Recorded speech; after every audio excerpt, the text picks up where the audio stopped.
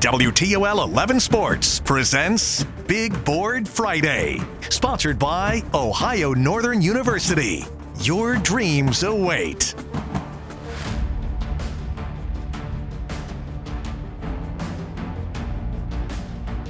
And by Charlie's Dodge Chrysler Jeep Ram. Doing it different, doing it right.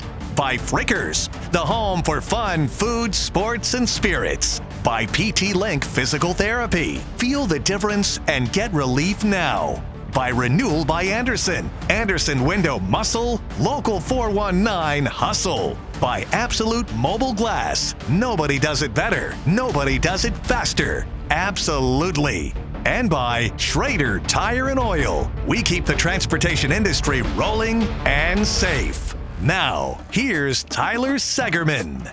Good evening, everyone, and welcome into Week 4 of Big Board Friday. Appreciate all of you for tuning in. What a show we've got in store. More than a dozen area games to highlight, including post-game reaction from a few of our winners. So let's kick things off, shall we? We begin in the Northern Lakes League. Non-divisional matchup still taking place between Buckeye and Cardinal Division teams. Perrysburg and Springfield both entering the night with winning records, but only one could improve to 3-1.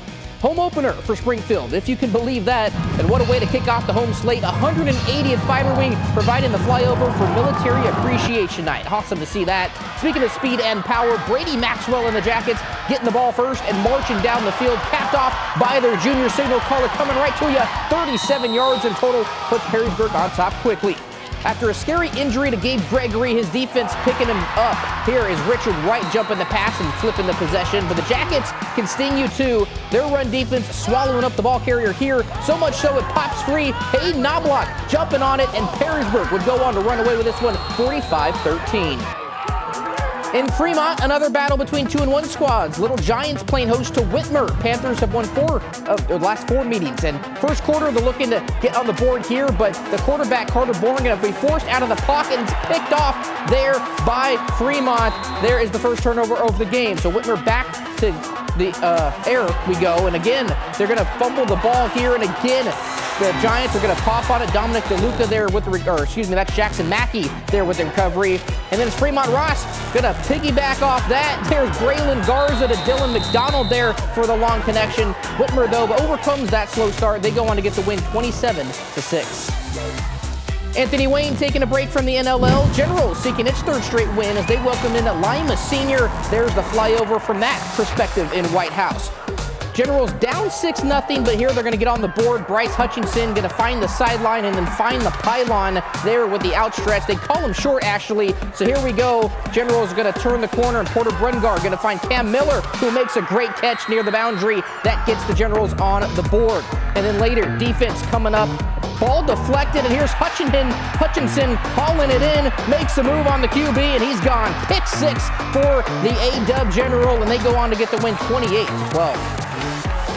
Now to one of our featured games, Napoleon, who nearly beat A-Dub last week, making the trip to Clay, who has been soaring of late. We picked this one up in the 3rd quarter. Time winding down. Wildcats up 9-7, and they're going to continue to stay up ahead 9-7. Paul Saucer intercepting the pass. He goes all the way to take the taking the house call rather as Napoleon extends their lead. And here they're going to keep their foot on the pedal. George Eggers, welcome back. He's back from injury and shows you there, diving across the goal line. He's healthy, and Napoleon extends their lead. But Clay would not give up.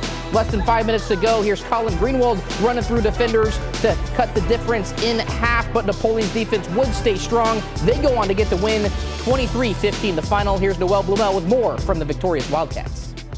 2 different stories for 2 different halves. Napoleon right behind Clay heading into the second, and thanks to a field goal and pick 6, were able to wake up the offense from there. But the biggest difference, the Wildcats blocked. We blocked people. That was it. We executed offensively. We got hats on hats where we wanted to, and we were able to break some runs and get some chunk yards, and that's what we got to do. We were all locked in. Like I said, halftime we got a little pep talk. We came back out here ready to hit, and we just I think we caught them off guard a little bit, and we just took it home. our locker room was silent, you know, at halftime because we knew that it shouldn't have been that close. And so when we came out and got that pick six and went up, you know, that was huge for us, and I think kind of kickstarted our offense a little bit too. Actually, that was after our field goal, so our offense got going, and then we were able to get that pick six, and it threw the momentum our way. Napoleon is now 2-2 on the season and will face Northview next week. But for now, reporting from Clay Memorial Stadium, Noelle Blumel, WTOL 11. Thank you, Noelle. Across town and into Sylvania, Southview trying to snap a 2-game skid, hosting a Findlay program who has won 2 straight. Cougars down, though, 21-0, but they're going to get on the board here thanks to Jackson Hesse on the QB keeper. Cougars now within 14. Later, it's the Southview D going to make a big play. Joseph Tucker going to step in front of this pass and picks it off. He's got reservations for 6, but unfortunately will get taken down near the 5-yard line. No worries there because Hesse is going to find Lance Lucio there for the touchdown to capitalize on the turnover. Big play for Southview, but it would be Findlay would end up pulling away in this one. Miles Bailey with some power there, finding the end zone. Findlay gets the win 41-14. Inside the Glass Bowl, Knights of St. Francis back home, aiming to capture yet another victory on the campaign. Opening drive of the game, KJ Collins Walker going to muscle his way in on the QB keeper. That puts the Knights up early. Then it's their defense going to fly around. And speaking of flying, check out Bo Thomas right into your screen, blowing up that play for a tackle for loss. They would be doing that all night long. Offense now back to work and loving that. Here is Collins Walker looking deep down the sideline, and Jaden Houston going to corral that and waltz into the end zone. 48-yard connection, and the Knights go on a cruise tonight, 33-3. Central Catholic traveling back up into Michigan, still aiming for its first win of the season. Irish going to get on the board here first. Jeremiah Fuller weaving his way in for the score. Good muscle there. Central up 7-0 early. Later, it's the Irish special teams going to make an impact. Zenajay Liggins going to block the field goal, and then Victor Singleton, the Texas A&M commit, going to race down the sideline and take it all the way back for the touchdown. We've seen that before. Central indeed gets their first victory of the year, 28-14 the final. It's now time for our fan cam, and up first, a great shot here of the captains between Genoa and Otsego. We'll see those highlights later on. And the next, we got the Eastwood Band performing. Thank you, Crystal, for sending that one in. Gibsonburg rolling out with the American flag. We saw a lot of that tonight, and rightfully so. Here's Rossford taking a knee and praying before its game tonight. Great to see that. Eastwood celebrating a victory tonight over Rossford. There is the Eagles. And of course, we have to have a flyover. Here is Lynn's perspective from the Liberty Center Swanton game. That is so awesome to see. Again, be sure to send us your photos each week before the show starts for a chance to be highlighted. Well, we've reached our first stoppage in the program, but don't worry, plenty more to get to, including a league opener in Delta and a run through the Northern Buckeye Conference. More highlights are ahead.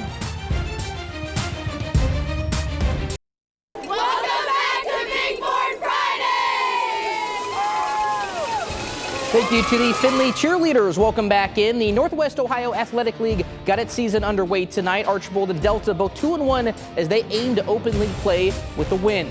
This game a thriller last year. 4 points is all that separated these two. Panthers, though, seeking its first victory in the series since 2015. And these two would once again go back and forth. 3 minutes to go in the game. That's where we pick it up. Ryder Ryan going to punch in the go-ahead score. Blue Streaks go up 36-30, but we're not done. Delta with one last chance to go. Here is Emmerich Freese going to fire over the middle to Gunnar Taylor. And 9 seconds to go. Panthers are in business. So here we go. Last shot. Freese going to go to the end zone, but it's intercepted. Roger Krieger there with the game-sealing pick, and the Blue Streaks hold on for an instant classic. David Dominique's team 1-0 to start conference play. Chase Bachman displays it here from Delta.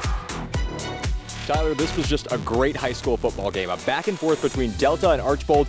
In the fourth quarter, Archbold had the go-ahead score. They went up 36-30. Delta driving down the field, trying to get one more go-ahead score. They get down near their own end zone. They throw up a pass, but in the end, Roger Krieger comes up with a huge interception to win the game for the Blue Streaks. They start conference play 1-0. Oh, man, well, first off, tip your hat to them. My goodness, they played to the very final whistle just like our guys did. But very proud of our guys, the way to leave it on this field. You know, it's always looking in our favor, but, you know, after we got one stop, I felt like we got the momentum back, and, you know, our guys just continue to fight away, and that was great to see from all of us.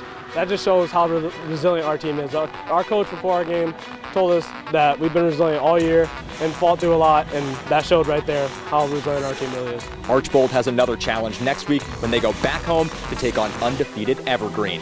But until then, reporting from Delta, Chase Bachman, WTOL 11. Appreciate it, Chase. Across the turnpike, aforementioned undefeated Evergreen back home. The Vikings on the verge of a 4-0 start for the first time in a decade. Opening quarter, though, would be Wauseon finding the end zone. Great run there by Azarion Hicks, lower in the shoulder and runs through the defender, but Evergreen would strike back. Bryce Bolger dropping back, and he'll air it out to Quentin Eisel, going down near the 20. Great play there, and then a few plays later, they're going to finish it off. Bolger to Will Rutch near the sideline. He'll make some men miss and punches it into the end zone. Evergreen in a nail-biter, 14-7. They get the victory tonight. Northern Buckeye Conference, we now shift to Genoa and Otsego kicking off conference play. Knights trailing in this one, but looking to get back in it. Here's Chris Kasbeyer going to plow in for the short score. That gives some momentum to the home squad, but it would be Genoa all night long. Miles Mollenauer going to find Alex Materney over the middle, and that gets the Comets set up inside the 10. Then a few plays later, they'll finish it off. Luke Clement here going to punch it in for the score. He'd actually have another as Genoa goes on to get the win tonight, 36-21.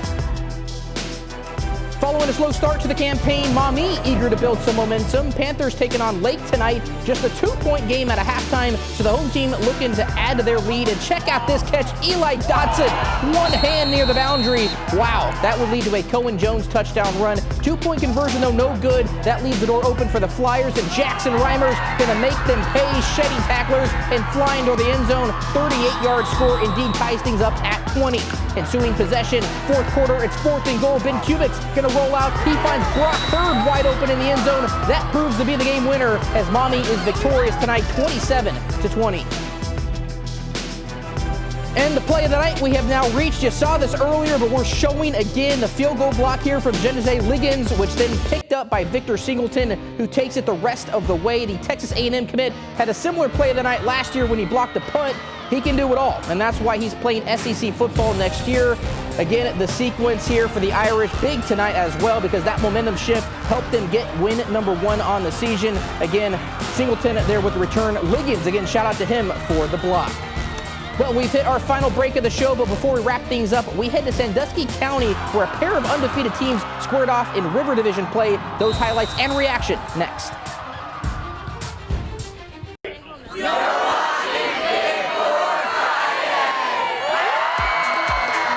Thank you to the Perrysburg High School Marching Band. Welcome back in. The start of conference play always adds a new element when you step into the white lines. That elevates when both teams head into the matchup undefeated. The stage was set in Kansas tonight with Lakota and Woodmore trying to remain perfect. Lakota head coach Ryan Lozier at the helm, just 24 years old. His Raider team, though, behind 28-6 to start the third quarter, and the Wildcats would not let up. Great pass here from Calvin Lipstraw to Wesley Kaiser. He'll go in, touch 50 yards of the house, extends the Woodmore lead. Later in the quarter, Raiders on the move. They're going to dial up a little razzle-dazzle, but Graham Harmon going to fumble the ball. Caden Osborne on top of it for the recovery, and Woodmore going to then strike again, this time here in the fourth quarter. As he did most of the night, it's Landon Rick going to fight through the Raider defense and take off another 50-yard score, and he's gone to the house. Woodmore with a big win on the road, silences Lakota 42-6. Here's Steve Iwanek with more from the Wildcats.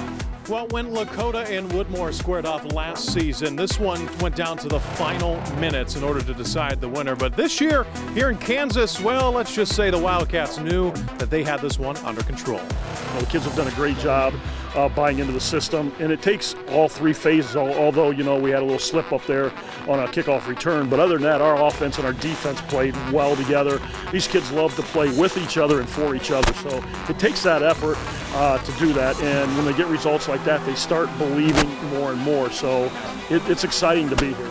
They just fire out hard. They're tough-nosed kids. You know, they always, you know, lifting up in the weight room. You know, I mean, they're practicing their techniques out on the field, and they're just really tough, strong dudes. You know, I mean, I'm just very, very proud of those guys. You know, to just make those holes for me. You know, and just, you know, I mean, just play a really good ball game. So the Wildcats improved to 4-0 on the regular season. They're going to hit the road next week when they head out to Willard to take on the Crimson Flashes. Here in Kansas, Ohio, Steve Iwanek, WTOL 11.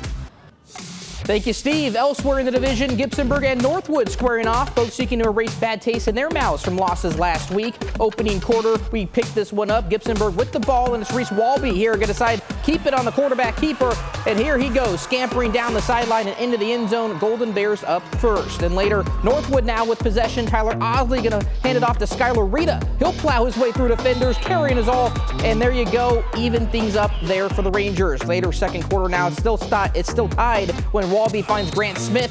He'll pound it, and Gibsonburg goes on to win 45-8. That's going to do it for another edition of Big Board Friday, sponsored by Ohio Northern University. If you missed any of the highlights or simply want to rewatch the entire show again, WTOL.com and WTOL 11 Plus are your tickets. It's been fun. Appreciate you all for tuning in. Always a pleasure. Again, till next time, enjoy the rest of your night and have a great weekend.